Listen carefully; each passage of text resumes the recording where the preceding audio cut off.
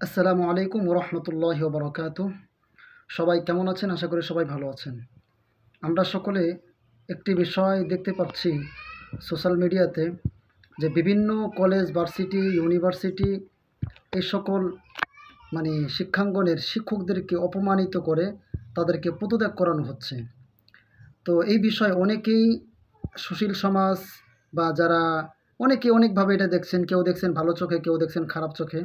তবে আমি কোনো শিক্ষককে জুতার মালা গলায় দিয়ে তাকে পদত্যাগ করানোর পক্ষে না।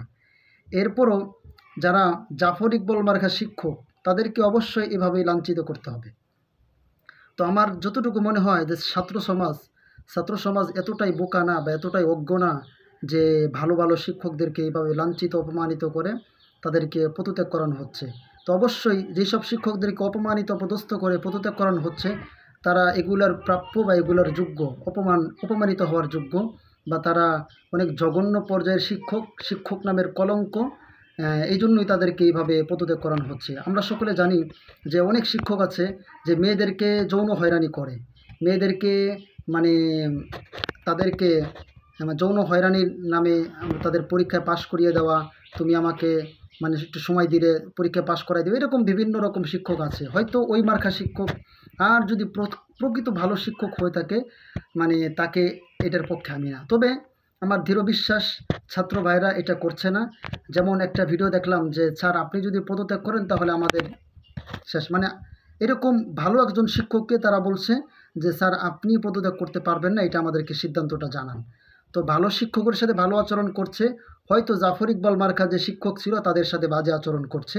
এতে দুঃখ প্রকাশ করার কিছু নেই, কারণ জাফর ইকবাল বাংলাদেশের শিক্ষাঙ্গনের একটা ক্যান্সার।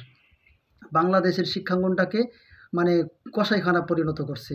এই যে যত ডারউইজম নাকি বলে, তো সকল যত ধরনের খারাপি মতবাদ জাফর ইকবালরাই শিক্ষা দিয়েছে। হিন্দুত্ববাদ বলেন, এই যে ইসলাম বিদ্বেষী বলেন, ইসলামের যত বিভিন্ন বিভিন্ন ইতিহাস আছে, তাদের পাঠ্যপুস্তক থেকে বের করে দেওয়ার মূল নায়ক হলো জাফর ইকবাল। এতে এই জন্য এই সকল শিক্ষকদের সাথে যে আচরণ করা হচ্ছে, অবশ্যই এটা প্রশংসনীয় এবং ভালো কাজ। কারণ যারা শিক্ষক নামের কলঙ্ক, যারা শিক্ষক শব্দটা নিজের শরীরে বা নিজের জীবনে নেয় কিন্তু শিক্ষকের মর্যাদা রাখতে পারে না, এই সকল শিক্ষকদেরকে এইভাবেই লাঞ্ছিত, অপমানিত, অপদস্থ করে বিদায় করতে হবে। শিক্ষক এটা অনেক দামি জিনিস।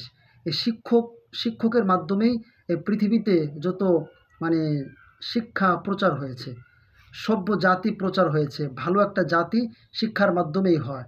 শিক্ষাই জাতির মেরুদণ্ড। আমাদের মুফতি আমিনী হাফিজ রহমতুল্লাহ আলাই তিনি বলতেন যে, শিক্ষাই জাতির মেরুদণ্ড, যদি সেই শিক্ষা ইসলামী হয়। এই জন্য শিক্ষার বিকল্প নাই, শিক্ষা অর্জন করতেই হবে যদি ভালো একটা সমাজ আপনি আশা করেন। আর যদি আপনি ফিরাউনি সমাজ আশা করেন, তাহলে সর্বপ্রথম আপনি শিক্ষাকে বিলুপ্ত করে দিবেন, শিক্ষাকে ধ্বংস করে দিবেন। আপনার সমাজ অটোমেটিক ফিরাউনি সমাজ পরিণত হবে। এই জন্য ভালো সমাজ যদি গড়তে চাই, তাহলে অবশ্যই শিক্ষার বিকল্প নেই, শিক্ষা আমাদের অর্জন করতেই হবে।